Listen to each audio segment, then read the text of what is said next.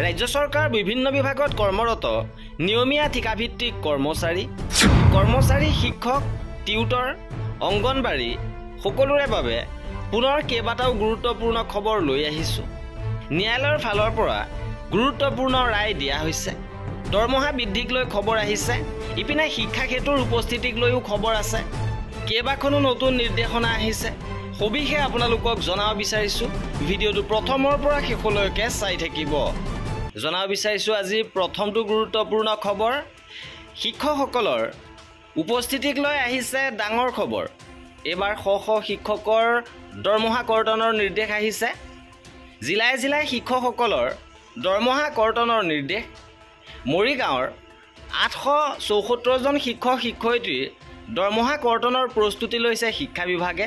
শিক্ষা সেতু এপত পলমকৈ উপস্থিতি দিয়া জিলাখনৰ ভোৰবন্ধা, মায়াং, লাহৰীঘাট আৰু কপিলী শিক্ষাখণ্ডৰ সৰ্বমুঠ 874গৰাকী শিক্ষক শিক্ষয়িত্ৰীৰ তালিকা শিক্ষা বিভাগে প্ৰস্তুত কৰি জিলা আয়ুক্তক দাখিল কৰিবলৈ যোজা চলাইছে।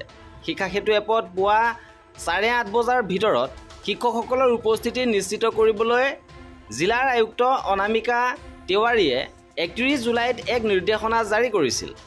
ইপিনে হাইলাকান্দিৰ ফালৰ পৰাও এই সম্পৰ্কত আহিছে নিৰ্দেশনা। দৰমহা কৰ্তন চৌকছ নটিচ ইয়াতো প্ৰকাশ পাইছে। শিক্ষা সেতু এপত উপস্থিতিৰ বিষয়টো কঠোৰভাৱে বিবেচনা কৰিবলৈ কোৱা হৈছে। ইপিনে VRS দিয়া হ'ব এইসকল কৰ্মচাৰীক।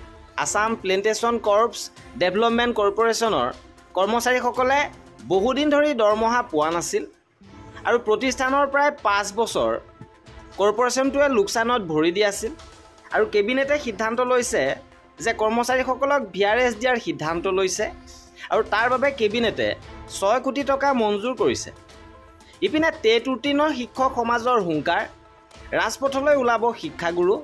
সদৌ অসম প্ৰাথমিক টেট উত্তীৰ্ণ শিক্ষক সমাজে তেওঁলোকৰ সমস্যাসমূহ সমাধানৰ বাবে ৰাজ্য চৰকাৰক দাবী উত্থাপন কৰিছে আৰু এইবাৰ 10 ছেপ্টেম্বৰৰ ভিতৰত শিক্ষকসকলৰ সমস্যাসমূহ চৰকাৰে সমাধান নকৰিলে নিৰ্দিষ্ট সময়সীমাৰ পিছত যিকোনো দিনত হাজাৰ হাজাৰ শিক্ষক ৰাজপথলৈ অধিকাৰ বিচাৰি ওলাই আহিব বুলি হুংকাৰ দিছে।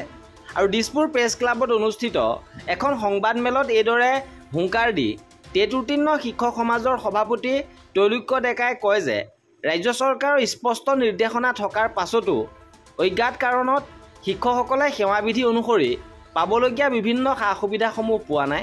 সংবাদমেলত তেওঁলোকে দাবী কৰে যে বিগত 13 বছৰে আশ্বাস দি থকা দৰমহা গাঁথনিৰ ৰাখুৱা 10 ছেপ্টেম্বৰৰ ভিতৰত দূৰ কৰি স্থায়ী শিক্ষকৰ দৰমহা গাঁথনিৰ পৰ্যায়ৰ দৰমহা টেট উত্তীৰ্ণ শিক্ষকসকলক আদায় দিয়াৰ ব্যৱস্থা কৰক। সেইদৰে সদৌ অসম প্ৰাথমিক টেট উত্তীৰ্ণ শিক্ষক সমাজে বিগত 12-13 বছৰেও কাৰ্যকৰী নকৰা টাইম স্কেলৰ ব্যৱস্থা কাৰ্যকৰী কৰা। ৰাজ্য চৰকাৰ বদলীকৰণ আইনৰ অধীনত টেট উত্তীৰ্ণ শিক্ষকসকলৰ বদলিৰ ব্যৱস্থা কৰা। শূন্য ব্যয় বীমা, আপোন বাহন, আপোন ঘৰ আদি আঁচনিসমূহ শিক্ষকসকলেও পোৱাৰ ব্যৱস্থা কৰা। নিম্ন প্ৰাথমিক বিদ্যালয়ৰ প্ৰধান শিক্ষক পদটো স্নাতক প্ৰশিক্ষিত পদ হিচাপে সৃষ্টি কৰা। কৃতি শিক্ষক বঁটাৰ যোগ্যতা বিজ্ঞানসন্মত প্ৰক্ৰিয়াৰে নিৰ্ণয় কৰাকে ধৰি বহুকেইটা গুৰুত্বপূৰ্ণ দাবী উত্থাপন কৰি এইবোৰ পূৰণৰ বাবে এই বছৰ 10 ছেপ্টেম্বৰ সময়সীমা হিচাপে বান্ধি দিছে। এইবাৰ জনাব বিচাৰিছোঁ আন এটা গুৰুত্বপূৰ্ণ খবৰ। ৰাজ্যৰ ঠিকাভিত্তিক শিক্ষকৰ চাকৰি নিয়মীয়া কৰিবলৈ আহ্বান জনাইছে শিক্ষক সন্মিলনীয়ে। মুখ্যমন্ত্ৰীয়ে দিয়া প্ৰতিশ্ৰুতি এবছৰ অতিক্ৰম হ'ল। ৰাজ্যৰ ঠিকাভিত্তিক শিক্ষকসকলক নিয়মীয়া কৰিবলৈ পুনৰ বিশেষ নিযুক্তি প্ৰক্ৰিয়া মুকলি কৰিবলৈ মুখ্যমন্ত্ৰীক আহ্বান জনাইছে অসম ৰাজ্যিক প্ৰাথমিক শিক্ষক সন্মিলনীয়ে।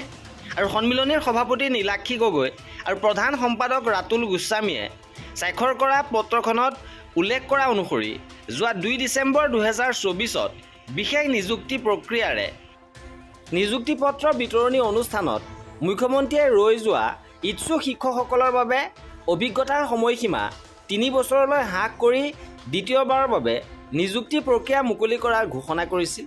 আৰু ইতিমধ্যে ঠিকাভিত্তিক শিক্ষকসকলৰ নিয়মীয়াকৰণৰ প্ৰক্ৰিয়া বিলম্ব কৰাৰ ফলতে শিক্ষকসকলে বহু আৰ্থিক লোকচানৰ সন্মুখীন হৈছে।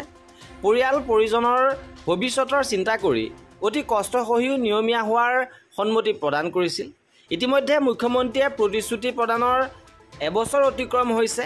সেয়েহে সন্মিলনীয়ে মুখ্যমন্ত্ৰীলৈ অনুৰোধ পত্ৰ প্ৰেৰণেৰে প্ৰতিশ্ৰুতি ৰক্ষা কৰি ইচ্ছা থাকিও অভিজ্ঞতাৰ সময়সীমাই অনুমতি নিদিয়া শিক্ষকসকলক পুনৰাই বিপদৰ মুখলৈ ঠেলি নিদিবলৈ অনুৰোধ জনায় আৰু নিয়মীয়াকৰণৰ ব্যৱস্থা বিলম্ব নকৰি পুনৰাই শিক্ষকসকলক মনোকষ্ট নিদিবৰ বাবে আহ্বান জনায়।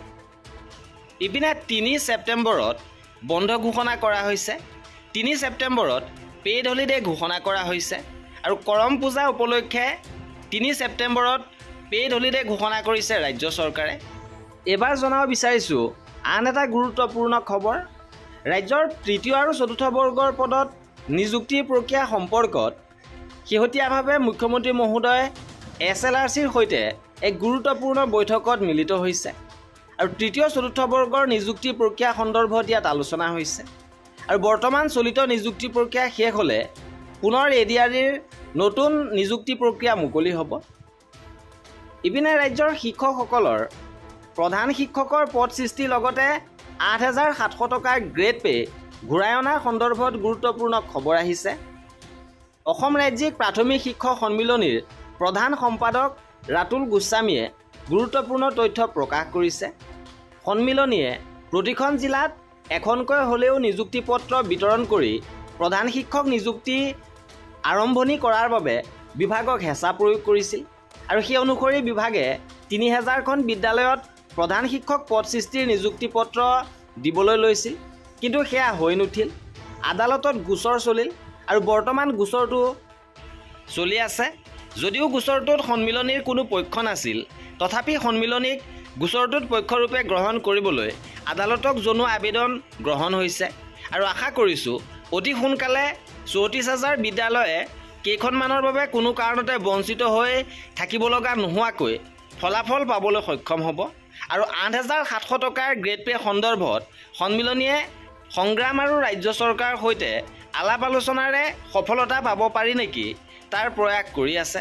কিন্তু ইয়াৰ মাজতে কিছু শিক্ষকে ২০১৯ চনতে আদালতত এটা গোচৰ তৰিছিল আৰু ২০২২ চনত যেতিয়া বিত্ত বিভাগে চূড়ান্তভাৱে ৮,৭০০ টকা ঘূৰাই দিব পৰা আদেশ বিভাগীয়ভাৱে দিব পৰা নাযাব বুলি জনাইছিল, তেতিয়া সন্মিলনীয়ে আদালতৰ ওচৰত ন্যায় বিচাৰি আবেদন জনাইছিল আৰু দুখৰ বিষয় সন্মিলনীৰ গোচৰ পৰিচালনা হৈ থকা সময়তে ২০২৪ চনৰ জুলাই মাহত ২০১৯ চনত তৰা গোচৰটোৰ ৰায় হয় আৰু গোচৰটোত আবেদনকাৰী পৰাজিত হয়।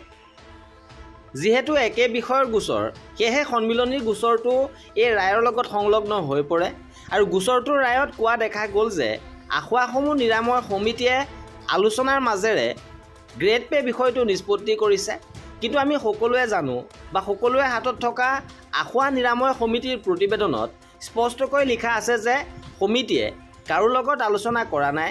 তৎৰাজ গোচৰটো ৰি-আপিল কিয় নহ'ল নাজানিলোঁ আৰু সন্মিলনীৰ তৰফৰ পৰা গোচৰটো ৰি-আপিল কৰিবলৈ ইতিমধ্যে আবেদন আদালতে গ্ৰহণ কৰিছে আৰু গোচৰটোৰ আৰ্গুমেণ্ট কেনেদৰে সফলতা আনে সময় ক'ব।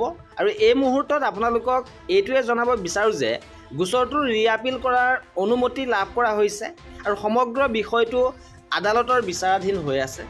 অসম ৰাজ্যিক প্ৰাথমিক শিক্ষক সন্মিলনীৰ প্ৰধান সম্পাদক ৰাতুল চন্দ্ৰ গোস্বামীয়ে এইদৰে প্ৰকাশ কৰিছে।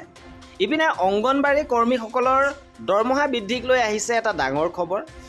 অংগনবাড়ী কৰ্মীসকলৰ যথেষ্ট পৰিমাণে দৰমহা বৃদ্ধি পাব আৰু নতুন নিয়ম অনুসৰি অংগনবাড়ী কৰ্মীৰ ২০,৩০০ টকালৈকে মাহিলী দৰমহা বৃদ্ধি পাব।